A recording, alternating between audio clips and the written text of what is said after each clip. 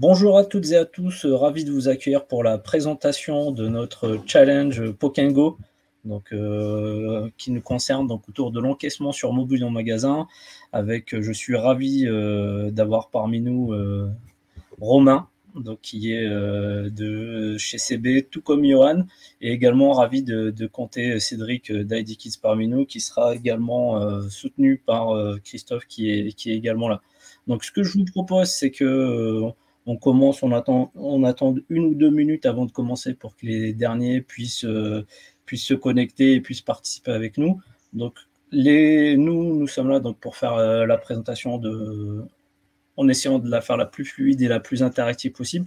Sachez que vous avez la possibilité de poser des questions directement sur le chat.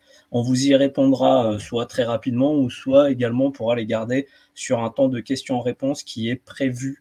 Et donc, il n'y a pas de questions, que ce soit sur le Pokégo en tant que tel ou sur des questions beaucoup plus techniques. Donc, n'hésitez pas à nous faire remonter toutes vos interrogations. Nous, on essaiera bien sûr d'y répondre, que ce soit moi ou nos amis de CB et d'ID Kids. Et pour la petite info, donc, cette conf est enregistrée et elle vous sera accessible lors d'un replay. Et également, vous pourrez notamment accéder à toutes les réponses, notamment autour d'une FAQ qui sera disponible très prochainement d'ici demain ou lundi sur le site Pokengo. Donc, et pareil, à côté de ça, on sera toujours le long du parcours disponible pour toute interrogation. Donc, l'objectif, c'est qu'on puisse répondre à toutes les questions que vous vous posez ou qui éventuellement peuvent vous arriver par la suite. Donc, ce que je vous propose, c'est que vous puissiez vous présenter et présenter vos différentes casquettes, aussi bien chez CB que ID Kids. Donc, Romain, je te laisse commencer. Très bien, merci Samir. Du coup, je me présente ou je présente CB? Tu peux te présenter dans un premier temps et après on fera les présentations des différentes organisations. Très bien. Romain Meglet, responsable du Lab Innovation chez Carte Bancaire. Johan Guillou, bonjour à tous. Moi, je suis responsable du projet SoftPOS chez CB, donc je suis un peu tous les pilotes et les expérimentations en cours et j'ai une bonne vision donc de tous les fournisseurs SoftPOS du marché. Bonjour à tous, Cédric Poncelet. Moi, je travaille pour ID Kids, qu'on présentera juste après, sur toute la cellule innovation. Notamment, on essaie de faire un grand nombre de tests sur l'écosystème ID Kids. Christophe. Bonjour à tous, ID Kids également, avec Cédric. Je dirige la partie innovation et nouveau business pour l'ensemble des marques du groupe ID Kids. Donc, pour son transition, donc pour vous présenter le déroulé de notre présentation, donc on va faire une présentation donc des sponsors pour que vous ayez le contexte et vous sachiez qui est décideur sur ce challenge. On aura également une présentation de Cap Digital pour vous expliquer aussi ce qu'on l'on est, mais ce qu'on fait également en termes d'action. Et vous avez aussi ce qui nous intéresse, donc la présentation sur les enjeux et les besoins du challenge encaissement mobile en magasin. Et également, à la fin, on vous donnera toutes les conditions parce qu'on est sur un format un peu particulier autour de ce challenge. Et le but, c'est que vous ayez toutes les infos pour que puissiez, si vous êtes bien évidemment intéressé, y répondre. Et également, à la fin, pour que, comme je vous l'expliquais tout à l'heure, on aura tout un volet questions-réponses où là, on essaiera de rentrer dans le détail si vous avez des interrogations ou des points à éclaircir. Donc, Romain, si tu peux reprendre la main donc, sur la présentation de CB, s'il te plaît. Très bien. Bonjour à toutes et à tous. Donc, présentation de CB et du Lab rapidement. La plupart d'entre vous connectés aujourd'hui connaissez CB, carte bancaire, qui est le moyen de paiement préféré des Français aujourd'hui, avec près de 66% de la consommation des ménages qui se fait par carte. On a presque tous une carte CB dans la poche. On peut aussi avoir un paiement mobile CB aujourd'hui dans la poche. On a 74 millions de cartes sur le terrain. Et bien sûr, on travaille sur le paiement en proximité et aussi à distance, en e-commerce ou en magasin. C'est donc important pour nous d'animer la communauté sur les innovations de parcours client et technologiques, comme c'est le cas du sujet qui nous occupe aujourd'hui, à savoir l'encaissement sur mobile en magasin. On peut déjà payer avec son téléphone mobile. Là, on va pouvoir encaisser avec son téléphone mobile en tant que commerçant. Donc, il y a des sujets technologiques dont on parlera Johan un peu plus tard, et puis des sujets du X dont je m'occupe un peu plus parce que je m'occupe du lab, et le lab, depuis 2017, s'occupe à inclure la partie paiement de la façon la plus fluide possible dans le parcours client complet. Donc aujourd'hui, on va en reparler avec notre partenaire IDKids, mais l'idée, c'est vraiment d'avoir un parcours client complet et pas juste centré sur le paiement avec les besoins du partenaire IDKids, mais aussi voilà, quelque chose de transparent, mais pas d'invisible sur la partie paiement, qui permet de tirer parti des atouts que représente ce nouveau moyen d'encaisser les clients en surface, en magasin, de voir peut-être aussi des synergies avec des outils qui peuvent faire du rapprochement avec la partie e-commerce. Mais ça, on laissera au soin aux candidats qui répondent à l'appel d'offres, à la candidature, de proposer des pistes. Donc pour CB, quelques chiffres, près de 600 milliards d'euros l'année dernière, 13 milliards d'opérations et 2 millions de contrats commerçants. Donc voilà. On est leader sur le marché français et on est heureux d'accompagner les enseignes qui testent des innovations sur le terrain. Voilà pour CB. Concernant IDKids, en fait, on est né du groupe OKID en 96. En fait, on est une plateforme de marque qui a grandi petit à petit. En fait, ça compose à la fois OKID Oh Baby, Jacadi depuis 2005, Oxybul Éveillé Jeu depuis 2010, et plus récemment, on a des enseignes qui nous ont joints comme Catimini, Absorba, Lily Gaufrette, Chippy, Beccaro. C'est un patrimoine à peu près une vingtaine de marques, auxquelles sont associées aussi des marques de contenu, comme un label musical et une revue, et un certain nombre de services, que ce soit des crèches, un site d'aide à la décision, un site d'animation d'enfants, et tout un service autour de la seconde vie des produits. Et tout ça forme IDKids. La vocation d'IDKids est assez forte parce qu'on touche au monde de l'enfant qui est crucial, et de la construction de la famille, avec un leitmotiv qui est agir pour que le monde progresse au service de l'enfant qui grandit, qu'on a résumé par We Act for Kids. Donc en quoi on est en capacité d'aider nos clients, qui sont forcément des familles du coup, dans l'éducation des enfants, mais à les accompagner aussi de façon assez globale. Pour quelques petits chiffres autour du groupe, on est à peu près 6000 personnes dans le groupe. On a la chance d'être dans 63 pays et on a à peu près 1300 points de vente et on est en dessous du milliard de chiffre d'affaires, juste en dessous. Voilà pour nous. Hop, je remets mon micro. Merci Cédric.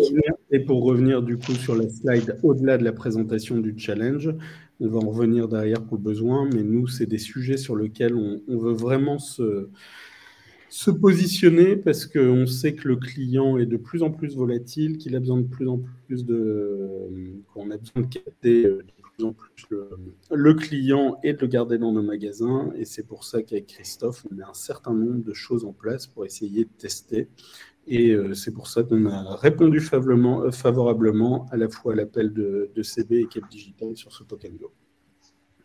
Très bien. Donc, justement, pour compléter les différentes présentations des parties prenantes, donc il y a bien évidemment nous, Cap Digital. Donc, pour ceux qui ne connaissent pas encore ou qui connaissent qu'une partie de Cap Digital, donc nous, on est un pôle de compétitivité et on est un pôle de dimension européenne qui aujourd'hui mobilise plus de 1000 structures différentes.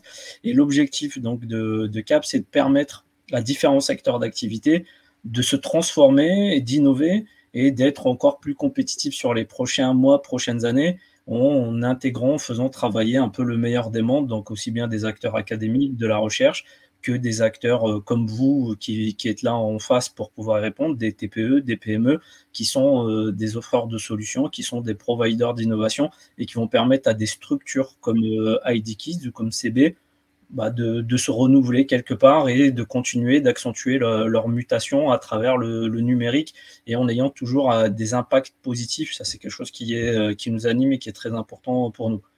Donc voilà. Donc pour la présentation du challenge, donc ce qui fait que nous sommes aujourd'hui tous présents là et qui nous intéresse.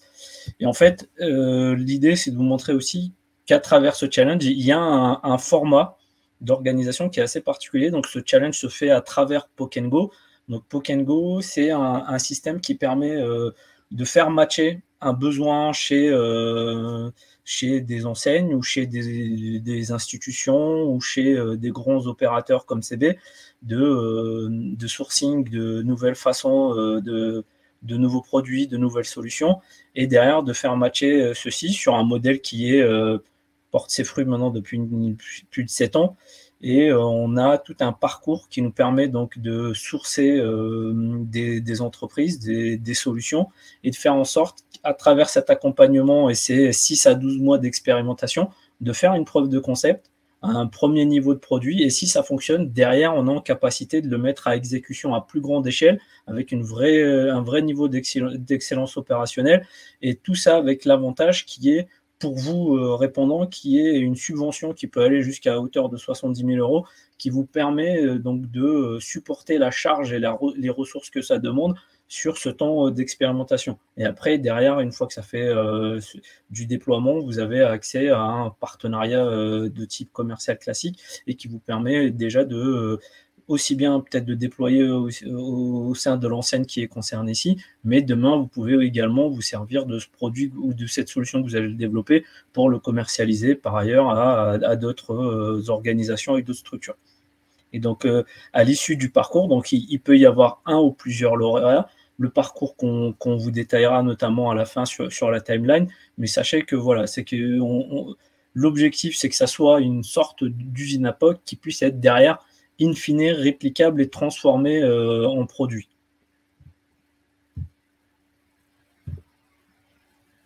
Donc, pourquoi participer? Donc, je vous ai expliqué. Donc, il y a toute cette dimension subvention qui n'est pas négligeable, donc de 70 000 €. Vous avez également l'accès à des experts. Donc, là, on a pu voir Romain, on a pu voir Johan côté CB, mais vous avez Cédric et Christophe qui, eux, vont aussi être accessibles, faire aussi mettre à dispo des ressources en interne avec des directions métiers, des expertises métiers qui vont vous permettre de confronter à un moment donné votre vision, la réalité ou la perception que va donner votre produit ou votre service à la réalité du commerce et des clients. Donc ça, c'est hyper précieux. Donc ça se fait sur une période qui est quand même relativement courte, qui vous permet de tester et d'expérimenter pour arriver à un produit qui contient le nécessaire pour un premier niveau de montée à échelle. Donc vous avez également des sujets donc, de visibilité et de notoriété. Donc, vous allez pouvoir profiter de tous les dispositifs qui sont mis en place en termes de communication, que ce soit aussi bien chez nous, Cap Digital, que ce soit aussi chez CB et IDKids. Et derrière, ça vous permet aussi, si vous avez un produit éprouvé, de valider une référence marché qui va vous permettre demain d'en démarcher d'autres. Et pourquoi pas aussi, s'il y a des besoins de financement, de montrer qu'il y a un vrai marché, qu'il y a une vraie preuve de concept et qu'il y a une vraie capacité à exécuter avec une certaine excellence opérationnelle. Enfin, les perspectives économiques, c'est que là, Cédric va vous le détailler, on va faire sur un pilote à une échelle assez réduite pour expérimenter, mais que très vite, si vous êtes en capacité, si ça fait sens, on est très vite en capacité de montrer sur des niveaux et des volumes qui sont très conséquents. Et tout le but est là. C'est vraiment de montrer à travers ce challenge que si ça fonctionne sur 6 mois et de monter en charge et en progression très rapidement pour demain être un partenaire stratégique aussi bien pour CB qu'IDKids. Donc, ce que je vous propose, c'est que nos amis de CB et d'IDKids puissent vous proposer, vous expliciter les différents challenges et les différents enjeux qu'il y a à travers cet appel à projet. Merci Samir. Je vais commencer sur ce slide qu'on va se partager avec IDKids. Le premier objectif pour CB, à part tester l'ensemble de nouvelles spécifications CB, c'est poser des parcours clients sans couture. Donc vraiment, c'est l'objectif du lab, et d'enrichir l'expérience avec, encore une fois, ce qui est para-paiement, mais qui ne va pas freiner le paiement. Et puis surtout, l'acte d'achat dans son entier. C'est-à-dire que le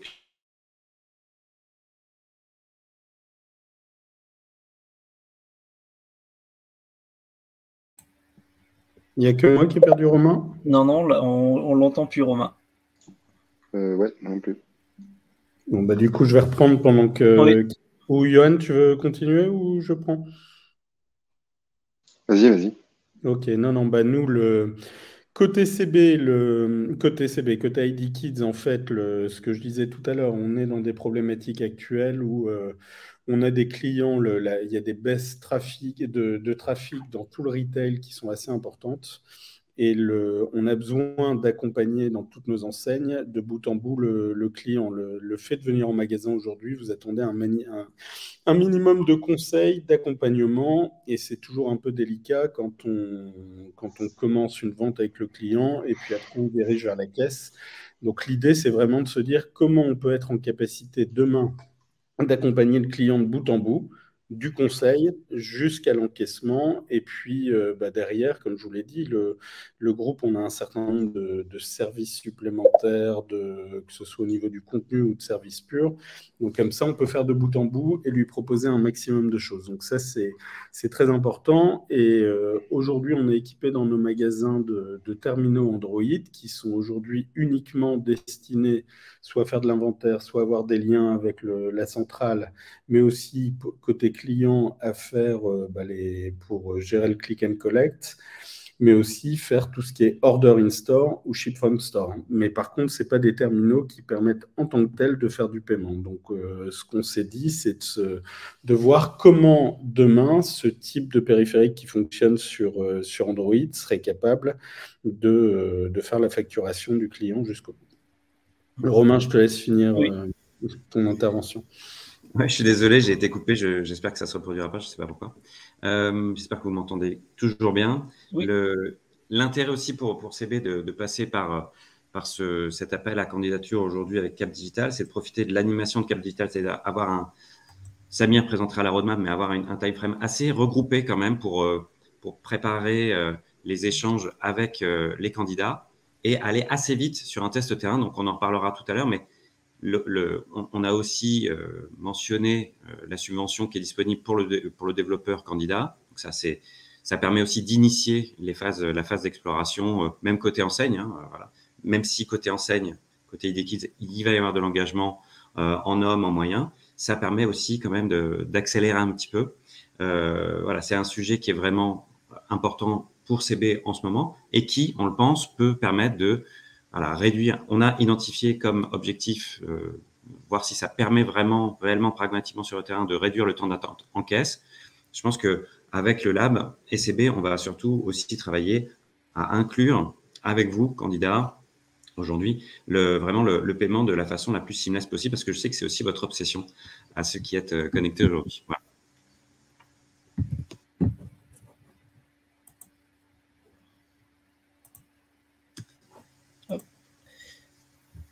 Donc, je vous propose qu'on puisse enchaîner donc, avec les besoins à adresser. On parlait de la file d'attente. Cédric pourra nous en retoucher un mot, mais il y a une gestion de pics d'activité à gérer. Donc, les files d'attente, ça se traduit aussi par des pics d'activité hauts ou bas, mais surtout hauts à gérer. Et ensuite, dans le parapaiement, il y a la possibilité d'encaisser tous les achats, quel que soit le montant, n'importe où dans le magasin, et peut-être mettre des services autour. Ce qui va permettre avec vous de réfléchir en ce qu'on appelle l'open innovation, c'est-à-dire de ne pas arriver en disant voilà la solution, qui veut la prendre? C'est plutôt voilà l'idée, qui veut nous aider à la construire. Donc, ça va être stimuler l'innovation autour du parcours client avec vous, d'identifier les clients, notamment ceux qui sont déjà dans les programmes de fidélité. Ça, c'est aussi un besoin de l'enseigne et je vais passer la main à Cédric sur l'enrichissement que ça peut avoir aussi dans la fidélité et la relation client. C'est-à-dire que vraiment, encore une fois, on retrouve l'optimisation du paiement, mais ensuite le raccordement à tout l'écosystème de services de l'enseigne. Cédric? Oui, donc en fait, c'est comme je l'ai dit tout à l'heure, c'est vraiment accompagné de bout en bout. On a de vraies problématiques, nous, en magasin, parce que souvent, il y a une ou deux caisses en magasin, et donc souvent, je ne vais pas vous l'apprendre, mais le but, c'est d'éviter de faire la queue pour cet acte d'achat et qui n'est jamais le meilleur moment. Et donc là, c'est vraiment le transformer différemment en permettant aux collaborateurs qui sont en magasin, qui font de la vente, de pouvoir proposer l'encaissement et le paiement du client. et donc de rajouter tout ce qui tourne autour soit de la fidélité, mais aussi des services supplémentaires. Et le but, c'est aussi de mettre un certain nombre de KPI. Nous, c'est une expérimentation qui nous permettra aussi de comprendre est-ce que c'est un type de service qui est attendu par nos clients? Est-ce que beaucoup d'engagements sont faits à ce niveau-là? Et aussi au niveau des collaborateurs, parce qu'aujourd'hui, les tâches sont assez bien réparties entre nos collaborateurs en magasin et donc voir si c'est pris par l'ensemble. Donc, on veut aussi avoir un certain nombre de KPI pour tracer tout ça. Donc, c'est ce qui est adressé dans le premier point, c'est aussi de monter en compétences et de mieux connaître le client parce qu'ils l'auront accompagné d'un bout en bout. Il y a autre chose qui va nous faciliter aussi ce type de transaction et ce type d'approche qu'on est en train de mettre en place, c'est la dématérialisation du ticket de caisse. Donc, c'est des choses qui sont déjà en place chez nous dans nos enseignes, qui seront obligatoires à partir de 2023, mais qui vont nous faciliter parce que jusqu'à présent, on aurait voulu mettre ce type de dispositif en place. On aurait dû avoir l'obligation d'imprimer le ticket et il aurait fallu avoir un lien direct sur nos caisses et sur les imprimantes au niveau des caisses. Là, l'intérêt, c'est vraiment de bout en bout. Il y aura 0 passage au niveau de la caisse et avec une expérience qui sera vraiment sans couture. Et après, sur le troisième point, ce qui était marqué, c'était voir, oui, si dans les solutions qui nous sont proposées, il y a des choses qui peuvent nous aider d'un point de vue marketing à mieux accompagner le client, que ce soit du couponing, que ce soit en termes d'envoi d'informations supplémentaires, c'est des choses qu'on voudrait mettre en place. Ok, pour CB, c'est aussi avec ces nouvelles expérimentations clients, de voir ces nouvelles expériences et les retours qu'on peut avoir sur ce nouveau mode d'acceptation qui est quand même pas commun. On fait taper le PIN sur un téléphone d'un commerçant, donc pour voir les retours, c'est intéressant aussi pour nous. Je vais vous parler un peu de technique. Je vais pas apprendre grand-chose à du monde, je pense, vu l'audience, mais voilà, les SoftPOS sont donc des nouvelles solutions d'acceptation qui utilisent un smartphone ou une tablette du marché sous Android pour l'instant, peut-être, sûrement sur iOS bientôt. Donc, pour accepter une carte ou un mobile en NFC, donc sont dotés d'une application de paiement. Donc, comme j'ai dit, pour accepter les transactions en dessous de 50 € sans PIN et au-dessus de 50 € avec PIN, en utilisant la technologie PIN Online qui est en train de se mettre en place chez CB, qui est déjà bien mise en place.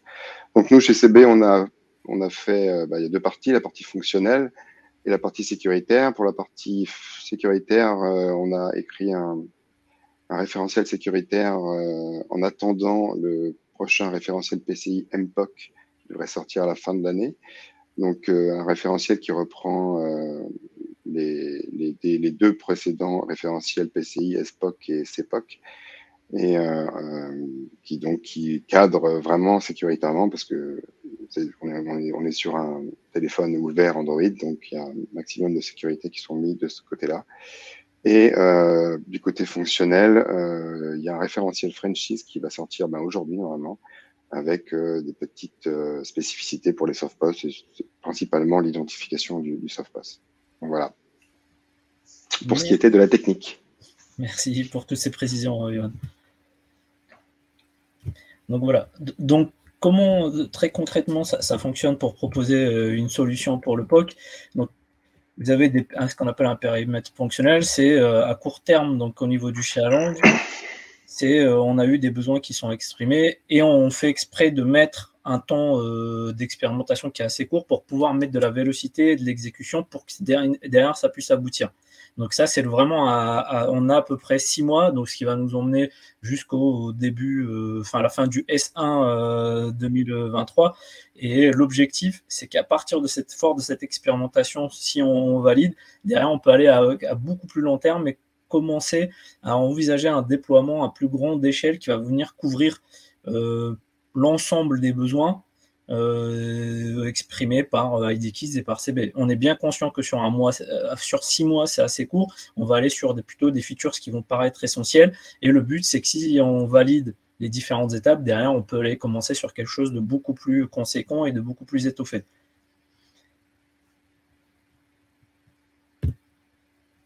Donc, Cédric, donc, on a parlé tout à l'heure de terrain d'expérimentation. Je t'invite donc à poursuivre là-dessus.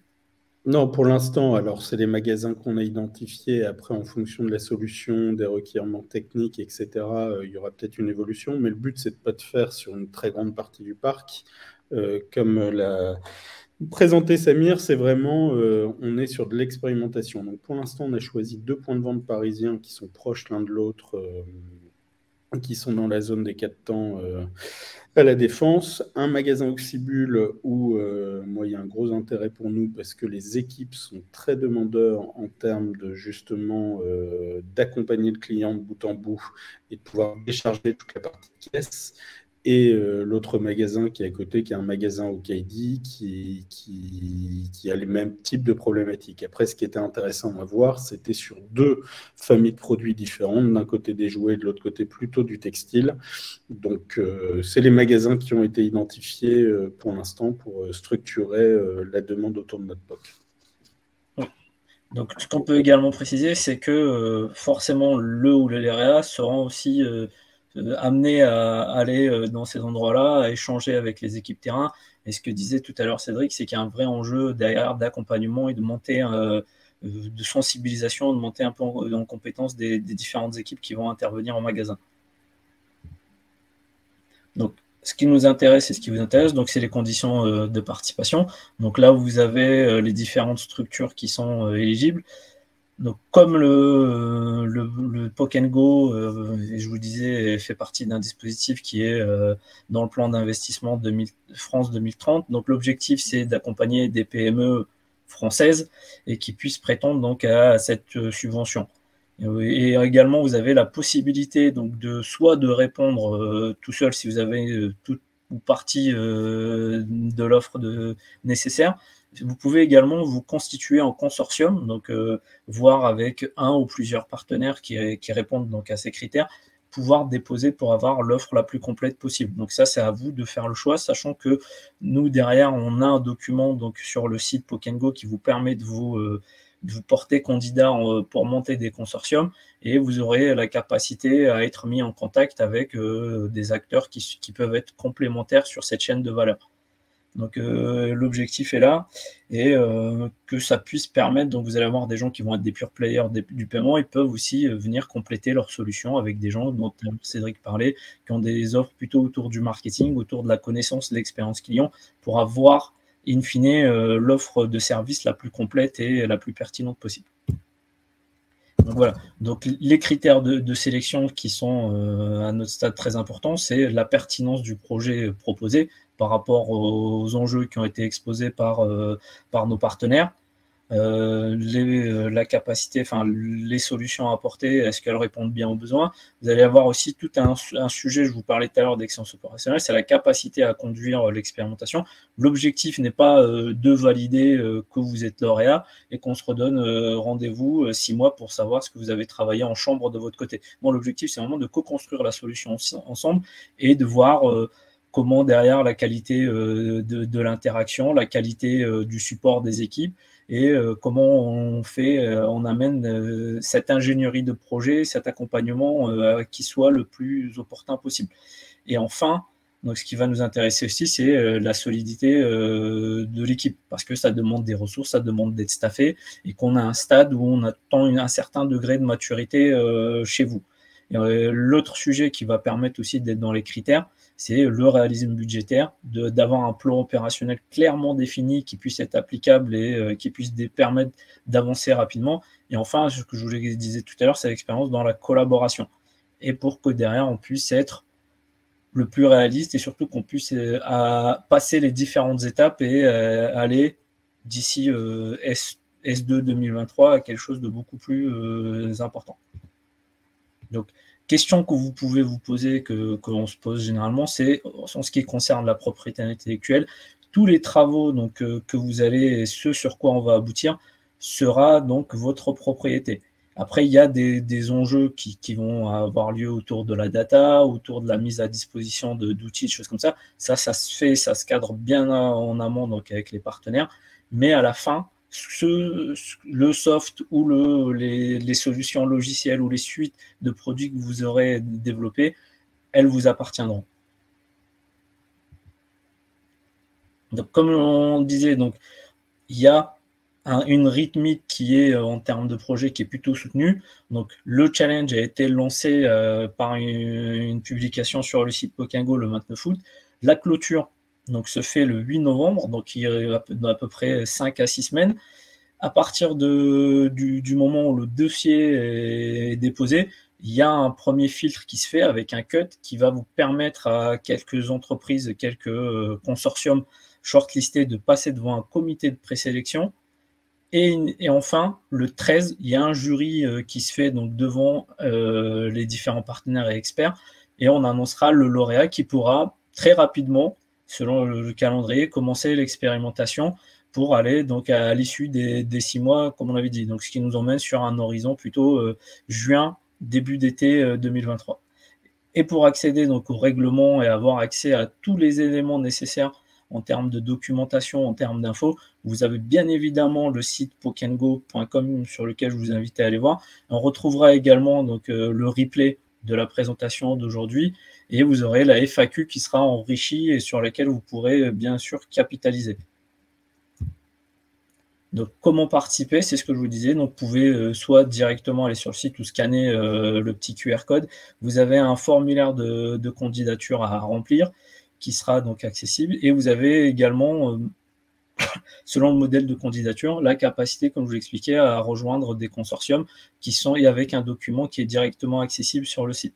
Sinon, vous pouvez nous transmettre d'autres demandes, d'autres éléments sur la constitution de dossiers, si vous avez besoin d'éléments ou de références. Nous, on est à votre disposition et on est là pour pouvoir échanger avec vous. Et pour clôturer, donc moi, je suis votre point de contact.